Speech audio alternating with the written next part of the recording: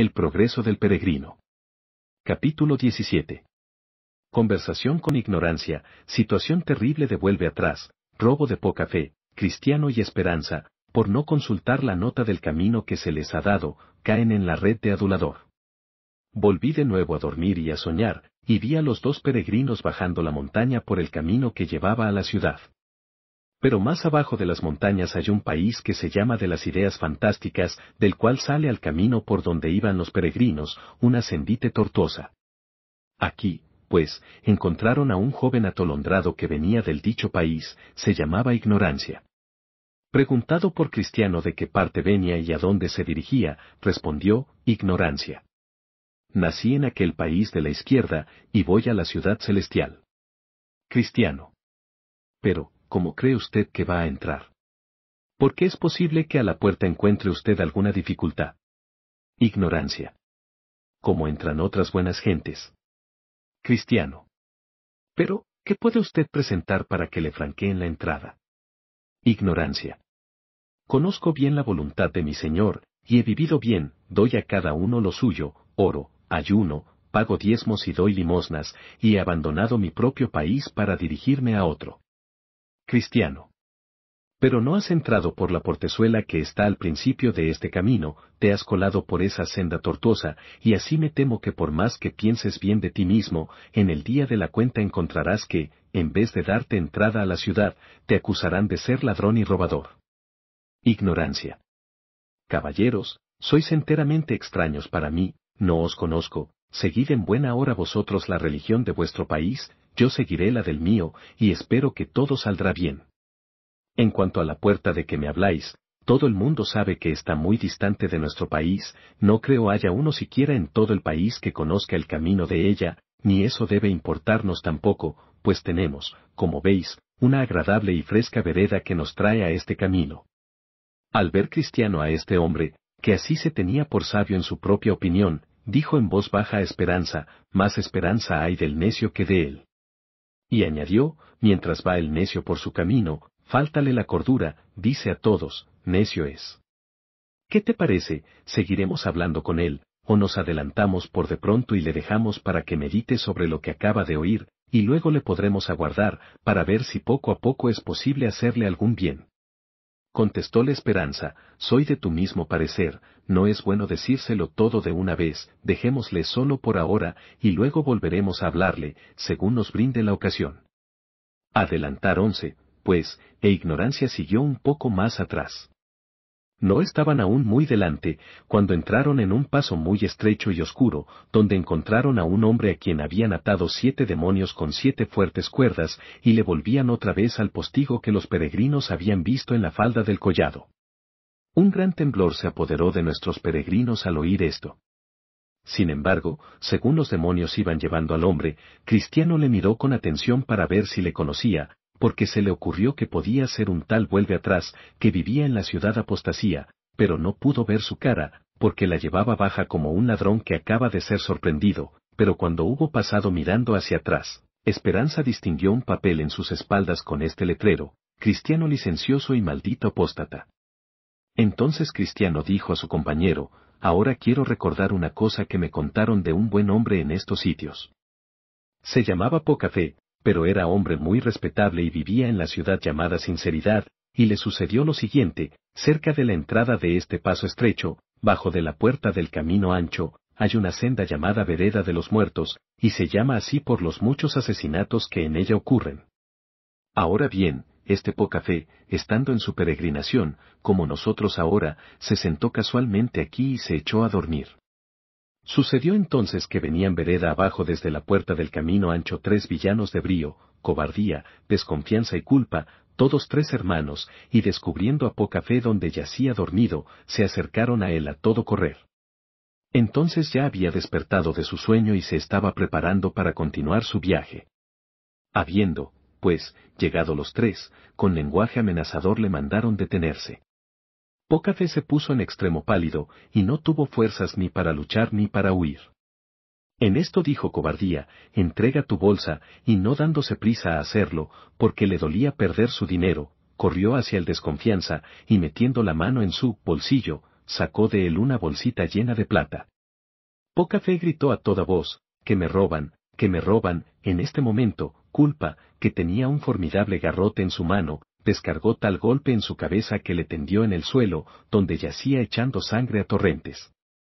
Entretanto los ladrones estaban alrededor de él, pero oyendo de repente pasos que se acercaban, y temiendo que fuese un tal Gran Gracia, que vive en la ciudad de Buena Esperanza, huyeron a toda prisa y dejaron a este buen hombre abandonado a sí mismo. Al poco rato volvió en sí Poca Fe, y levantándose como pudo, siguió su camino. Esto es lo que me han contado. Esperanza. ¿Pero le quitaron todo lo que tenía? Cristiano. No, precisamente se les escapó registrar el lugar donde tenía escondidas sus alhajas, pero según me contaron, el buen hombre sintió mucho su pérdida, porque los ladrones le llevaron casi todo el dinero que tenía para sus gastos ordinarios. Aún le quedaban, es verdad, algunas monedas sueltas, pero apenas le alcanzaban para llegar al fin de su viaje. Más me contaron, si no estoy mal informado, que se vio obligado a mendigar, según viajaba, para poder vivir, porque no le era permitido vender sus alhajas. Pero mendigando y todo, adelantaba en su camino, si bien casi la mayor parte con el vientre vacío. Esperanza. Pero es extraño que no le arrebataron su pergamino, con el cual debía tener entrada por la puerta celestial. Cristiano. Extraño es, en verdad, pero no se lo quitaron, aunque no fue esto debido a su habilidad, porque el pobre, atemorizado al verlo sobre sí, ni tenía poder ni habilidad para ocultar cosa alguna, fue más bien por la buena providencia que por sus propios esfuerzos el que se les escapase esa gran prenda. Esperanza. Gran consuelo debió ser para él el que no le arrancasen esa joya. Cristiano. Pudiera haberle sido gran consuelo si se hubiera aprovechado de ella como debía, pero los que me contaron la historia dijeron que había hecho muy poco uso de ella en todo lo que le quedaba de camino, a causa del gran susto que recibió cuando le quitaron su dinero. Se olvidó de ella durante la mayor parte de su viaje, y si alguna vez volvía a su memoria y empezaba a consolarse con ella, entonces nuevos recuerdos de su pérdida le abrumaban, quitándole toda su paz. Esperanza. Pobre. Debió ser muy grande su aflicción. Cristiano. ¿Aflicción? Ya lo creo. ¿No lo hubiera sido también para cualquiera de nosotros el haber sido tratado como él, robado y además herido, y todo en un lugar extraño? Lo raro es que el pobre no muriera. Me contaron que iba sembrando todo su camino con amargas y dolorosas quejas, contando a todos los que le alcanzaban, o a quienes él alcanzaba, el cómo había sido robado y dónde, quienes habían sido los que lo hirieron y cuánto había perdido, cómo había sido herido y cómo a duras penas había escapado con vida. Esperanza. Pero me extraña una cosa, que no le ocurriese la idea de empeñar alguna de sus alhajas para tener con que aliviarse en su camino. Cristiano. Hablas como quien ha salido apenas del cascarón, por cuanto ya quien había de empeñarlas o venderlas. En el país donde fue robado no se apreciaban en nada sus joyas, ni tampoco le hubiera venido bien cualquier alivio que pudiera haber encontrado en aquel país. Sobre todo, si le hubieran faltado sus joyas a la puerta de la ciudad celestial, hubiera sido excluido, y eso lo sabía muy bien, de la herencia que allí hay, y eso le hubiera sido peor que la villanía de millares de ladrones. Esperanza. Vamos, que contestas con mucha aspereza a mis observaciones. No seas conmigo tan agrio, y óyeme, Esaú vendió su primogenitura, y eso por una vianda, y esa primogenitura era su joya más preciosa, y si él lo hizo, porque no lo podía hacer también Poca Fe. Cristiano. Efectivamente, Esaú vendió su primogenitura, y a semejanza de él lo han hecho muchos otros, que por hacerlo han perdido la bendición mayor, como le pasó a aquel miserable, pero has de hacer diferencia entre Esaú y Poca Fe, como también entre las circunstancias de uno y otro. La primogenitura de Esaú era típica, pero no así las joyas de Poca Fe. Esaú no tenía más Dios que su vientre, pero no sucedió así con Poca Fe. La necesidad de Esaú estaba en su apetito carnal, la de Poca Fe no era de este género. Además, Esaú no pudo ver más allá que el satisfacer su apetito. He aquí, dijo, yo me voy a morir, ¿para qué, pues, me servirá la primogenitura? Pero Poca Fe, aunque era su suerte tener tan poca fe, precisamente por ese poquito fue por lo que se detuvo de tales extravagancias, y pudo ver y apreciar sus joyas mejor que venderlas, como hizo Esaú con su primogenitura. En ninguna parte leerás que Esaú tuviera fe, ni siquiera un poquito, por lo mismo, no hay que extrañar que donde impera solamente la carne, y esto pasa siempre en el hombre que no tiene fe para resistir, venda su primogenitura y su alma y su todo al mismo demonio, porque sucede con los tales como con el asno montes a quien, en su ocasión nadie podía detener.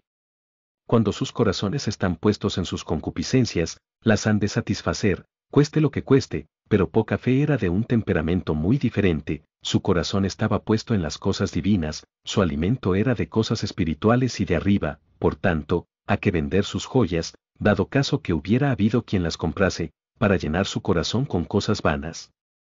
¿Dará un hombre dinero para poder llenar su vientre de paja, o se podrá persuadir a la tórtola a que se alimente de carne podrida como el cuervo? Aunque los infieles, para servir a sus concupiscencias carnales, hipotequen o empeñen o vendan lo que tienen, y a sí mismos por añadidura, sin embargo, los que tienen fe, la fe que salva, aunque solo un poquito, no pueden hacer esto. Aquí, pues, hermano mío, tienes tu equivocación. Esperanza. La reconozco, pero tu severa reflexión casi le había enfadado. Cristiano. ¿Por qué? No hice más que compararte a una de esas avecillas más briosas que echan a correr por sus caminos, conocidos o sin conocer, llevando todavía el cascarón, pero vaya, pasa por alto aquello, y vamos a considerar el asunto que estamos discutiendo, y todo estará bien. Esperanza. Yo, cristiano mío, estoy persuadido en mi corazón que esos 3 bribones fueron muy cobardes, de otro modo, hubieran huido al ruido de uno que se aceraba. ¿Por qué no se armó de más valor poca fe? Me parece que debiera haber arriesgado un combate con ellos, y solo haber cedido cuando ya no hubiese otro remedio. Cristiano. Que sean cobardes, muchos lo han afirmado, pero que lo sean de veras, pocos lo han encontrado así en la hora de la prueba. En cuanto a corazón, no lo tenía, poca fe, y por lo que dices, entiendo que tú arriesgarías solo un ligero combate, y muy luego cederías. Y en verdad, si ahora que están distantes de nosotros es ese tu ánimo, en el caso de que se te presentasen como a él, me temo que serían muy otros tus pensamientos. Pero considera también que estos no eran sino ladrones subalternos, que sirven al rey del abismo insondable, el cual, a ser necesario, vendría en su ayuda, y la voz de éste es como la de un león rugiente. Yo mismo he sido acometido como poca fe, y probé por mí mismo cuán terrible es. Los 3 bribones me acometieron, y habiendo empezado yo a resistir, como buen cristiano, dieron una pequeña voz, y al instante su amo se personó. Y como dice el refrán, no hubiera dado 2 cuartos por mi vida, si no hubiera sido porque me veía vestido, según Dios quería, de armadura de prueba, y aun vestido así, apenas puede salirse airoso. Nadie puede decir lo que le pasará en tal combate, sino el que ha pasado por él. Esperanza. Es verdad, pero echaron a correr, a la simple suposición de que gran gracia se acercaba. Cristiano. Cierto, tanto ellos como su dueño han huido muchas veces con solo que gran gracia se haya presentado, y no debe extrañarse, porque él es campeón real, pero me parece que debes admitir alguna diferencia entre poca fe y el campeón del rey, no son campeones todos los súbditos del rey, y, por tanto, no todos pueden en la prueba hacer hazañas como él. Es dable pensar que un niñito venciese a Goliat como lo hizo David, o que haya en una avecilla la fuerza de un toro. Unos son fuertes, otros son débiles, unos tienen mucha fe, otros poca, este buen hombre era de los débiles, y por eso cedió. Esperanza. Ojalá hubiera sido gran gracia, para bien de ellos. Cristiano. Voy a decirte una cosa, el mismo Gran Gracia hubiera tenido bastante que hacer, porque has de saber que aunque maneja muy bien las armas, y los tiene a raya cuando le atacan a cierta distancia, sin embargo, si lo hacen de cerca, es decir, si cobardía, desconfianza o el otro logran entrar en él, poco han de poder para no echarle a tierra. Y una vez en tierra un hombre, sabes bien cuán poco puede. Cualquiera que mire el rostro de Gran Gracia verá en él cicatrices y heridas que se encargan de demostrar lo que digo. Aún más. He oído decir que en un combate llegó hasta decir, desesperamos aún de la vida, cuanto hicieron gemir, lamentar y aún gritar a David estos bribones. También Emán y Exequias, aunque campeones en su tiempo, necesitaron grandes esfuerzos al ser asaltados por ellos, y pasaron muy malos ratos. Una vez Pedro quiso probar lo que podía, y aunque algunos dicen él es príncipe de los apóstoles, le subyugaron de tal manera que le hizo temer una pobre muchacha. Además, el rey de ellos está siempre a la mano, donde pueda oírlos, y si alguna vez les va mal, y le es posible, viene al instante en su ayuda. De él se ha dicho, cuando alguno lo alcanzare, ni espada, ni lanza, ni dardo, ni coselete durará contra él. El hierro estima por paja y el acero por leño podrido. Saeta no le hace huir, las piedras de honda se le tornan aristas. Tiene toda arma por hojarascas y del blandir de la pica se burla. ¿Qué puede hacer un hombre en tal caso? Verdad es que si pudiera un hombre tener en todas ocasiones el caballo de Job, y habilidad y valor para manejarle, haría cosas estupendas, porque su cerviz está vestida de relincho, no se intimará como alguna langosta, el resoplido de su nariz es formidable, escarba la tierra, alegrase en su fuerza, sale al encuentro de las armas, hace burla al espanto y no teme ni vuelve el rostro delante de la espada, contra él suena la aljaba, el hierro de la lanza y de la pica, y él, con ímpetu y furor, escarba la tierra, sin importarle el sonido de la bocina, antes, como que dice entre los clarines, ea, y desde lejos huele la batalla, el grito de los capitanes y el vocerío. Pero peones corno, tú y yo nunca debemos desear el encontrarnos con tal enemigo, ni gloriarnos de que podamos hacerlo mejor, cuando oímos hablar de otros que han sido vencidos, ni engañarnos con la ilusión de nuestra propia fuerza, porque los que así hacen, por lo regular, salen peores de la prueba, testigo, Pedro, de quien he hablado antes. Quería vanagloriarse, sí, quería, según le movía a decir su vano corazón, hacer más y defender más a su maestro que todos los otros, pero, ¿quién tan humillado y corrido por estos bribones, como él? Cuando, pues, oímos de la ocurrencia de tales latrocinios en el camino real, nos conviene hacer dos cosas, salir armados y no olvidar el escudo, porque, por falta de aquel que atacó tan impávidamente al Levaíesen, no pudo rendirle, porque, cuando nos ve sin escudo, no nos tiene ningún miedo. El que tenía más habilidad que todos ha dicho, sobre todo, tomad el escudo de la fe, con que podáis apagar todos los dardos de fuego del maligno. Bueno es también que pidamos al rey una guardia, más aún, que él mismo nos acompañe. Eso hizo a David estar tan alegre, aun cuando se encontraba en el valle de la sombra de muerte. Y Moisés prefería morir antes que dar un paso más sin su Dios, oh, hermano mío. Con solo que nos acompañe, ¿qué hemos de temer de 10.000 que se opongan contra nosotros? Pero sin él los soberbios caerán entre los muertos. Yo, por mi parte, he estado en la pelea antes de ahora, y aunque por la bondad de aquel que es el sumo bien, todavía, como ves, estoy vivo, sin embargo, no puedo vanagloriarme de mi valor. Me alegraré mucho de no tener que pasar por tales encuentros, aunque me temo que todavía no estamos fuera de todo peligro. Sin embargo, puesto que ni el león ni el oso me han devorado hasta ahora, espero en Dios que nos libre de cualquier filisteo incircunciso que venga detrás. En estas pláticas pasaban su camino, e ignorancia detrás de ellos, hasta que llegaron a un punto donde confluía otro camino que parecía continuar tan directo como el que ellos llevaban, y no sabían cuál de ambos elegir, que los dos les parecían igualmente derechos. Por tanto se detuvieron para pensar lo que habían de hacer, a tiempo que se reunió con ellos un hombre que tenía su carne muy negra, pero cubierta de un vestido muy claro, les preguntó por qué se detenían allí. Buscamos, respondieron, la ciudad celestial, pero no sabemos cuál de dos caminos escoger. Seguime, dijo el hombre, allá me dirijo yo también. Siguiéronle, pues, por el camino nuevo, pero gradualmente, se iba torciendo, y hacía volver las espaldas a la ciudad a que deseaban llegar, de tal modo, que pronto vieron que se alejaban de ella, sin embargo continuaron andando. No había pasado mucho tiempo cuando, sin apercibirlo ellos, el hombre los enredó en una red tal, que no sabían cómo salir, al mismo tiempo, caía la ropa blanca de espaldas del hombre negro. Entonces se apercibieron de en donde estaban, y dieron a llorar por algún rato, que no podían librarse. Cristiano. Ahora veo que hemos caído en un error, no nos aconsejaron los pastores que nos guardáramos del adulador. Según el dicho del sabio, hemos experimentado hoy que el hombre que lisonjea a su prójimo red tiende delante de sus pasos. Esperanza. También nos dieron una nota de las direcciones del camino, para que pudiéramos estar seguros de acertar con él, pero también nos hemos olvidado de leerla, y por eso no nos hemos preservado de las vías del destructor. Así estaban los pobres presos en la red, cuando, por fin descubrieron a uno de los resplandecientes, que venía a ellos con un látigo de pequeñas cuerdas en su mano. Cuando hubo llegado a ellos, les preguntó de dónde venían y qué hacían allí. Dijéronle que eran unos pobres peregrinos que iban caminando hacia Sión, pero que habían sido extraviados por un hombre negro vestido de blanco que los mandó seguirle, porque él también se dirigía allá. Entonces contestó el del látigo, ese era adulador, falso apóstol, transformado en ángel de luz.